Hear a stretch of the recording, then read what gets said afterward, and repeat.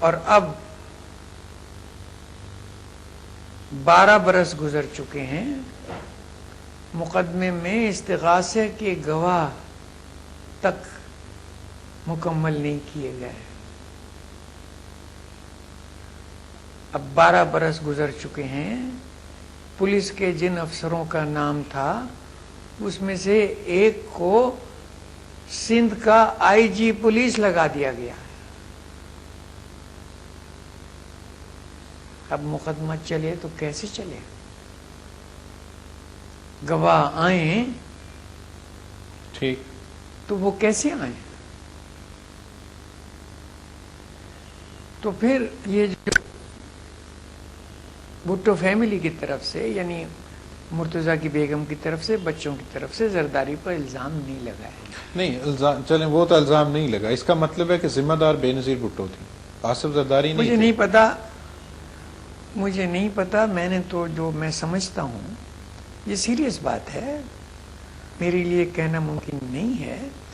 دوسرے یہ بھی بات ہے کہ یہ مقدمہ تو ابھی سنا جا رہا ہے، عدالت میں ہے، اس کے متعلق کوئی رائے نہیں دی جا سکتی۔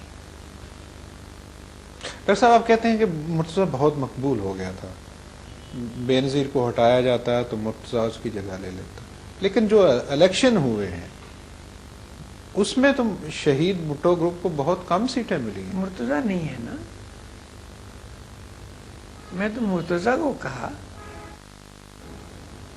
مرتضیٰ نے جو پارٹی چھوڑی ہم نے بعد میں بنانی چاہیے اور اب بھی چاہ رہے ہیں اور کوشش کر رہے ہیں، میں انہیں اس کے متعلق تو ابھی بات نہیں کی۔ مرتضیٰ کو بھی تو سیٹیں نہیں ملی۔ اب مجھے بتاؤ کہ جو آدمی اتنا خطرہ ہو اس کے لوگوں کو سیٹیں کیسے دی جا سکتی ہیں؟ آپ کو اچھی طرح پتا ہے منہاج صاحب کے الیکشن کیسے ہوتے ہیں، الیکشن میں کسے کامیاب کرایا جاتا ہے، کسے ہرایا جاتا ہے۔ جو الیکشن جن کا آپ ذکر کر رہے ہیں ان کے متعلق انٹرنیشنل آبزرورز کی رپورٹیں پڑھیں کہ وہ فیئر الیکشن نہیں تھے۔ ڈاکٹر صاحب آپ پاک انڈیا فورم چلاتے ہیں جس کے بارے میں یہ کہا جاتا ہے کہ یہ فیور کرتا ہے انڈیا کو زیادہ، اور آپ جیسا شخص جو امرتسر میں جسے رہنے کے لیے گھر نہیں دیا گیا مسلمان ہونے کی وجہ سے، تو کیا موٹیوز کیا ہیں اس کے؟ ٹریک ٹو ڈپلومیسی کیا ہے؟ ایک تو یہ کہ ہم ٹریک 2 میں نہیں ہیں۔ ہم سمجھتے ہیں کہ ہندوستان پاکستان کی جو لڑائی ہے یہ ان کے حکمراں طبقوں کی لڑائی ہے، ہندوستان پاکستان کے عوام کی لڑائی نہیں ہے۔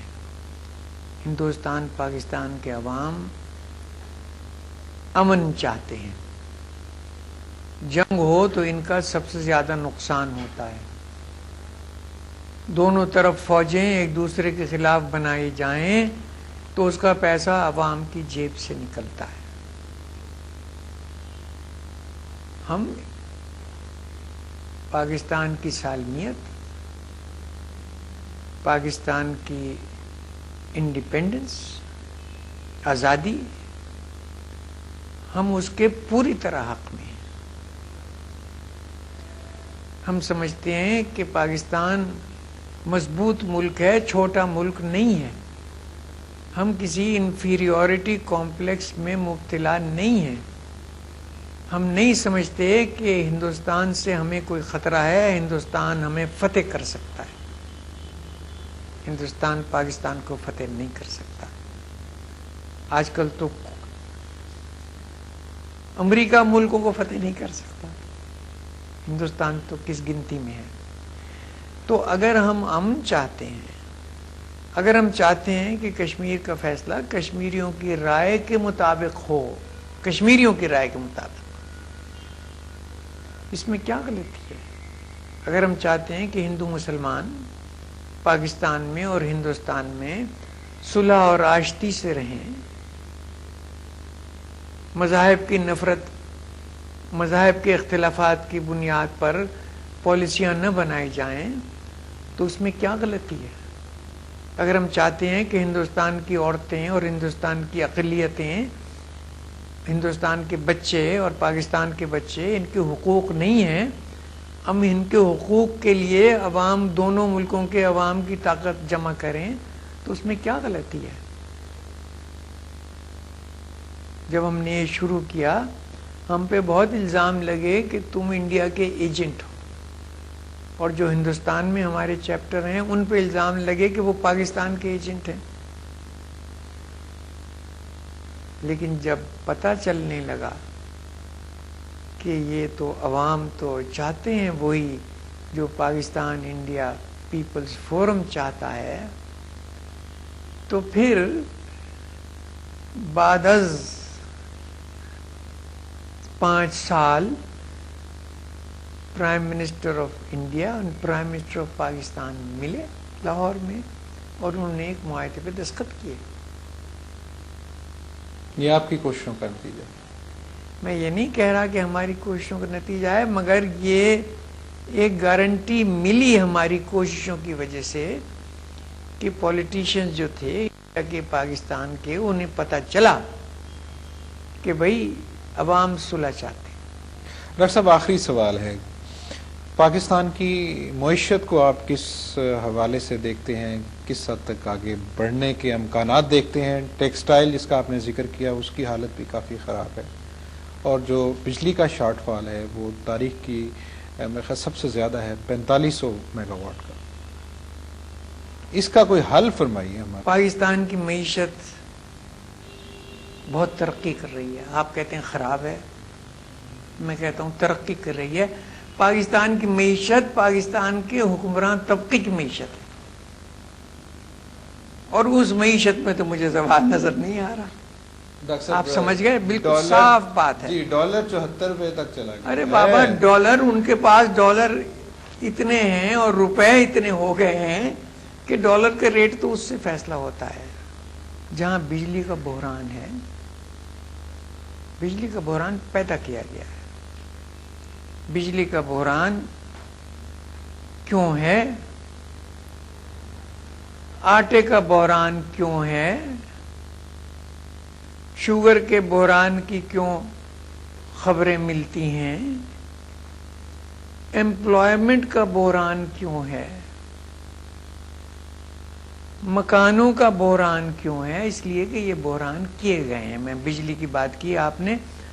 اگر گورنمنٹ حکم دے وابڈا کو بجلی گھر بناؤ، تو وابڈا انکار کرے گی؟ نہیں. وابڈا تو چاہتا ہے بجلی گھر بنے، لیکن حکومت نے آرڈر نہیں دیے کہ بجلی بناؤ. حکومت نے آرڈر دیے وابڈا تمہیں بجلی گھر بنانے کی پابندی ہے. اب جو بجلی گھر ہیں وہ نجی سرمایہ کار بنائے گا. مطلب آپ یہ کہنا چاہ رہے ہیں کہ اپنے لوگوں کو نوازنے کے لیے یا کچھ لوگوں کو نہ صرف اپنے کو جی، بلکہ باہر کے لوگوں کو. بابا، پاکستان میں بجلی نہ ہو تو صنعتیں نہیں لگیں گی، چھوٹے کارخانے بند ہوں گے. اس کا مطلب یہ ہے کہ آپ باہر سے مال خریدیں گے. بجلی کے بحران سے پوری دنیا کے صنعت کاروں کا فائدہ ہے. بجلی کا بحران ہوگا تو ایگریکلچر کو پانی نہیں ملے گا. آپ کے ہاں گندم کی پیداوار کم ہوگی، آپ جائیں گے امریکہ کے پاس، جناب ہمیں گندم دے دو. پاکستان کو محتاج کریں گے تو پاکستان کے دشمنوں کو مضبوط کریں گے. یہ سب کچھ پالیسی کے تحت ہو رہا ہے. آپ مجھ سے کہتے ہیں کہ اس کا کیا علاج ہے؟ بابا، اس کا علاج تو یہ ہے کہ ان حکمرانوں کو ہٹاؤ، عوام کی حکمرانی لاؤ. اس کے علاوہ اور کوئی علاج نہیں. ڈاکٹر صاحب، بہت بہت شکریہ، بہت شکریہ.